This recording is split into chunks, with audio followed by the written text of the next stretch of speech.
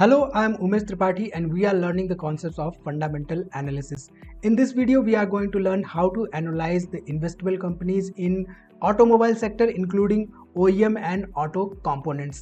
हम बात करेंगे ओवरऑल ऑटोमोबाइल सेक्टर के बारे में इंडिया में खास तौर पे including the leading players. We will also talk about the performance metrics and the challenges faced by the automobile companies in India. यहाँ पे हम demand drivers and external factors के बारे में बात करेंगे which can affect the overall automobile industry and we will talk about how to analyse companies in automobile sector when it comes to investing decision making. जहां तक overall automobile sector की बात है तो automobile sector is mainly comprised of OEM plus auto component manufacturing companies. So basically OEMs are the original equipment manufacturers and auto components companies basically are called as auto ancillary companies.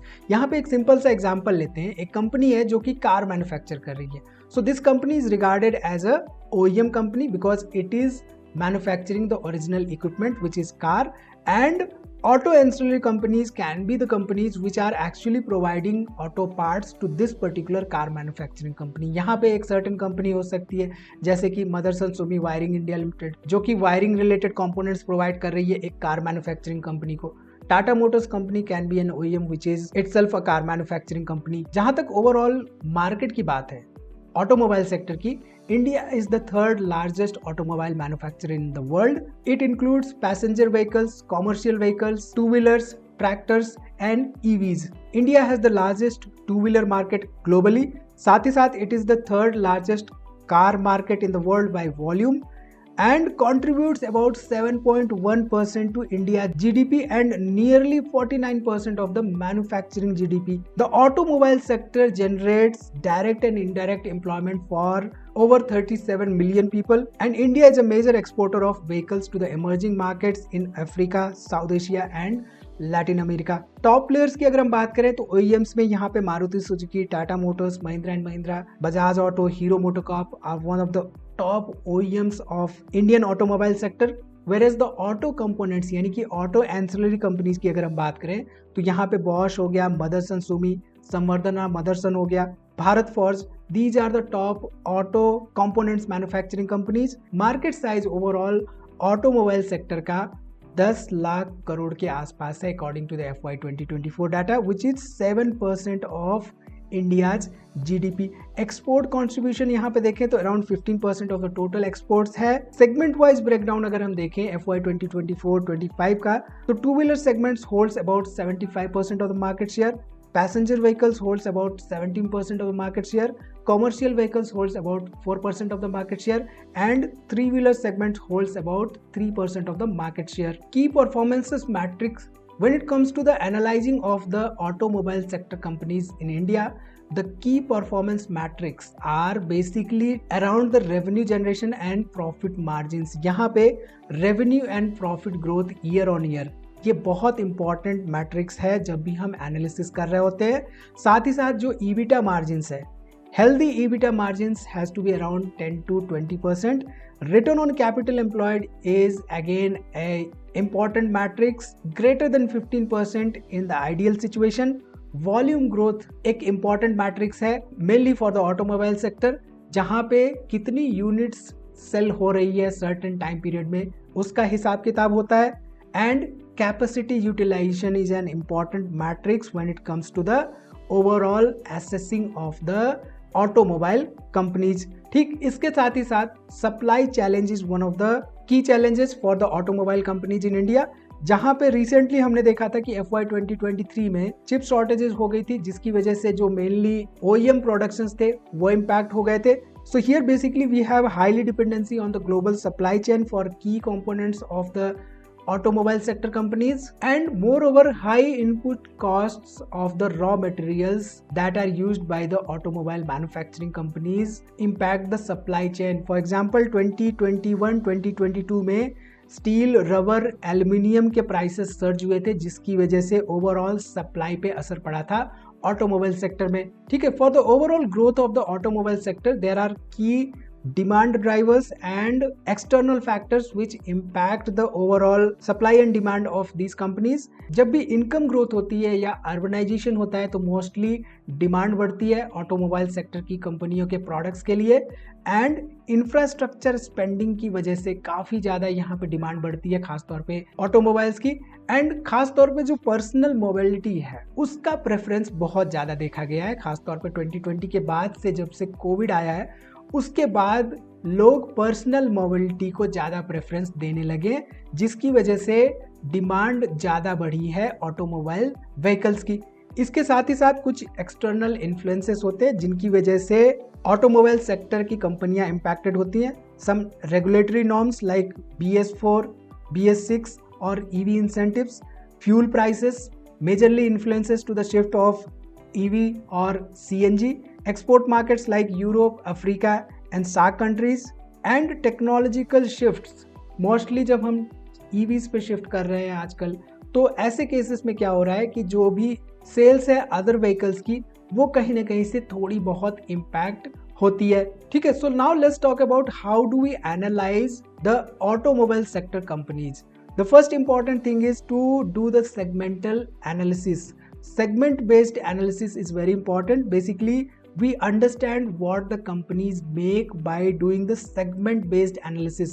तो हमने देखा था कि कंपनियां जो है automobile sector में, कुछ कंपनियां टू व्हीलर मैन्युफैक्चर कर रही हैं, कुछ कंपनियां फोकस कर रही हैं केवल ऑटो मैन्युफैक्चरिंग पे, थ्री व्हीलर्स बेसिकली, कुछ कंपनियां कॉमर्शियल व्हीकल्स मैन्युफैक्चर कर रही हैं, कुछ कंपनियां पैसेंजर व्हीकल्स मैन्युफैक्चर कर रही हैं, कुछ कंपनियां ट्रक्स मैन्युफैक्चर कर रही हैं, बसेस मैन्युफैक्चर कर रही हैं। तो ये सेगमेंट वाइज केस स्टडी है कंपनियों की, ये इंपॉर्टेंट हो जाती है when analysing the auto sector companies. So basically यहाँ पे टू व्हीलर्स में आप देखिए तो हीरो मोटोकॉर्प है, TVS मोटर है, पैसेंजर व्हीकल्स में Maruti Suzuki, Tata Motors, commercial vehicle segment में अशोक लेलैंड, आइशर मोटर्स है, इलेक्ट्रिकल व्हीकल सेगमेंट में यहाँ पे टाटा मोटर्स है, एथर है। इसके साथ ही साथ ऑटो कंपोनेंट्स मैन्युफैक्चरिंग कंपनी जो है mostly the auto ancillary companies, Motherson Sumi, Bosch, Bharat forge. So basically different segments bring different risks and opportunities as well at the same time. So we have to do the thorough analysis of these kind of segments when we are analyzing the auto sector companies. ठीक है, इसके साथ ही साथ there are important key matrices when it comes to evaluating the automobile sector companies.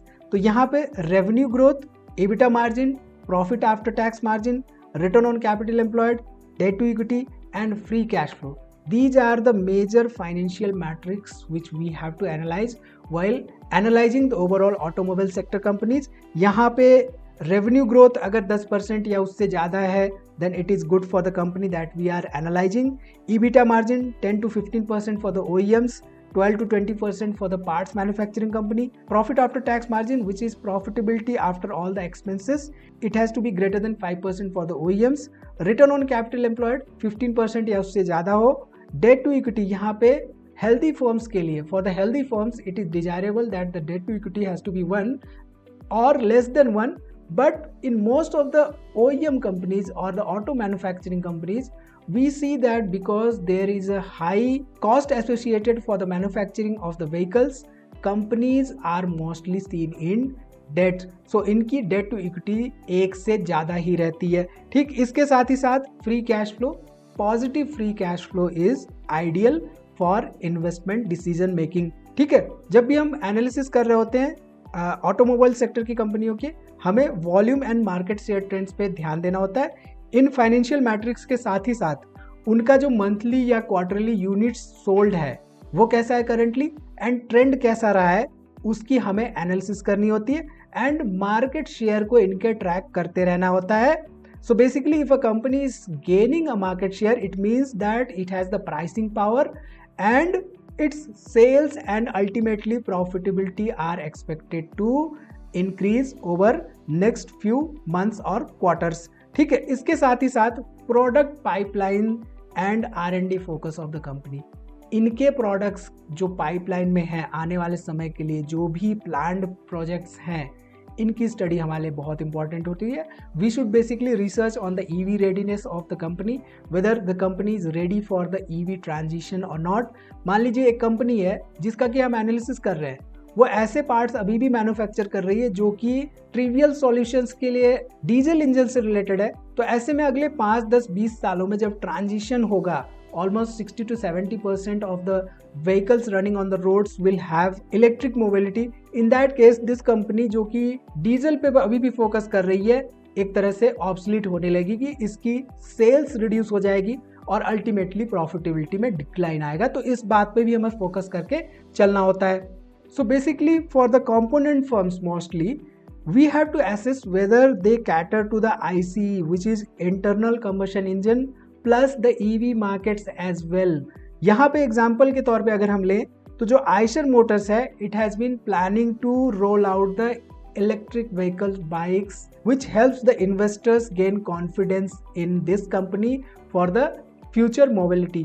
ठीक है, इसके साथ ही साथ एक्सपोर्ट डिपेंडेंसी, खासतौर पे ऑटोमोबाइल सेक्टर की कंपनीज की, ये हमारे लिए मैटर करती है। सो बेसिकली अगर कंपनी ज़्यादा एक्सपोर्ट कर रही है, higher exports is basically better forex earnings and risk hedging. Mostly जो कंपनीज एक्सपोर्ट कर रही होती हैं वो फॉरेन करेंसीज में अर्न कर रही होती हैं। यहाँ पे एग्जांपल के लिए जो कंपोनेंट मैन्युफैक्चरिंग कंपनी है मदरसन सुमी, ये 75% ऑफ द रेवेन्यू अर्न करती है फ्रॉम द एक्सपोर्ट्स। ठीक है, इसके साथ ही साथ capacity expansion and the capex plans overall automobile sector की कंपनीज के लिए खासतौर पे इंपॉर्टेंट होता है। It basically indicates the future demand visibility of the company. And while analyzing the automobile sector companies, we have to analyze whether recent capex announcements versus the revenue growth. And while analyzing the companies in the automobile sector, we have to analyze recent capex announcement versus revenues growth. ठीक, इसके साथ ही साथ important factor होता है raw material and supply chain exposure. तो basically जो OEMs होती है, राइट, हमने कहा था कि वो प्रोक्योर करती हैं materials for the manufacturing of the vehicles. तो ऐसे में OEMs are mostly vulnerable to the steel, rubber, semiconductor prices. So we have to keep eye on these as well while analyzing the automobile sector companies. So basically we have to analyze their inventory days and working capital cycle. इसके साथ ही साथ management quality and strategy of the overall management is also a key factor when analyzing the automobile sector companies. So we have to basically review the management commentaries and their vision for the EVs and exports and the overall technology shifts that they are planning for the next few years.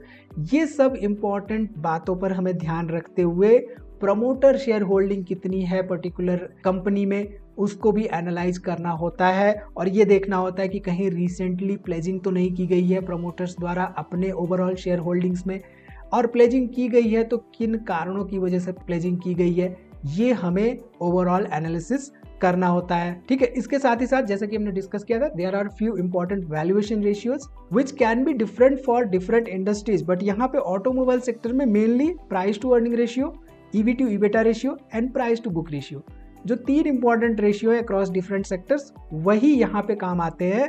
तो price to earning ratio से basically हमें valuations versus earnings का पता चलता है। साथ ही साथ EV to EBITDA ratio से हमें, साथ ही साथ जो EV टू EBITDA रेशियो होता है, it is better for the capital heavy businesses, and price to book value ratio is useful for the component manufacturer companies. ठीक, तो यहाँ पे चेकलिस्ट देख लेते हैं for the investable auto companies. तो चेकलिस्ट में market share should be stable and growing, margins should be greater than 10%, return on capital employed should be at least 15% or more, and EV and tech readiness should be there in the companies. So there should be a strong pipeline or R&D investment in the automobile companies that we are analyzing, and valuation should be reasonable compared to the peers. इसके साथ ही साथ जो date levels होते हैं company के, वो लो या moderate रहने चाहिए। सो ऑल इन ऑल जो ऑटो सेक्टर है, it is large, diverse and transforming fast. EVs, tech-enabled vehicles and exports offer major opportunities. So focus on the financial health of the company, market share and innovation, and supply chain resilience when it comes to deciding whether to invest in the automobile companies or not. So इस video में इतना ही. See you in the next video. Investments in securities markets are subject to market risks. Read all the related documents carefully before investing.